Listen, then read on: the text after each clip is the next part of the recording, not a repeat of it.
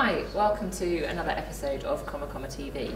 Today I'm going to address a question that people often ask me, which is I've sat down to write a blog post and I'm just sitting here, I'm staring at the blank page, I'm staring at the flashing cursor and I don't know what to write. And the truth is, if you're in that situation, first of all I'd ask yourself, am I feeling good? Am I in a good place? Because if you're a bit low energy, maybe make sure you've had something to eat, play some loud music, whatever it is that gets you in a good mood, maybe The Prodigy or maybe George Ezra. Play something that gets you a bit, upbeat and feeling good about life before you start even thinking about writing. Because you can't write well if you're sat there thinking, oh, I'm no good at this, and you're just not in a very good space. The other thing is, have you actually done the thinking you need to do before you start writing? So have you brainstormed a load of ideas? Have you thought about your customer? Have you got into your customer's shoes, got into their head, so that you are thinking like them and you know what they want to hear?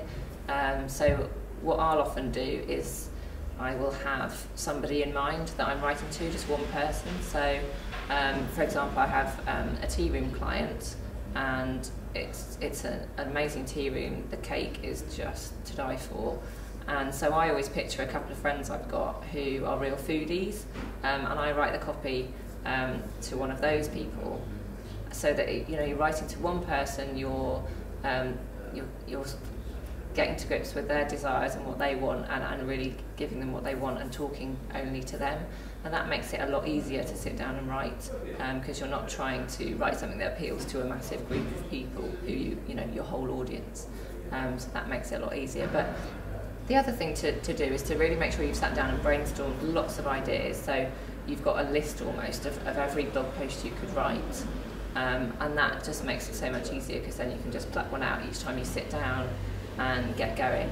And final tip, a copywriter in fact, a very successful copywriter, told me a long time ago to just start writing, and you can always get rid of the first paragraph. And inevitably that is what happens.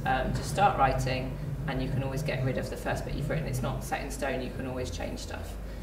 It doesn't matter if the first bit's rubbish, just get rid of it. That's all for today. See you soon. Bye bye.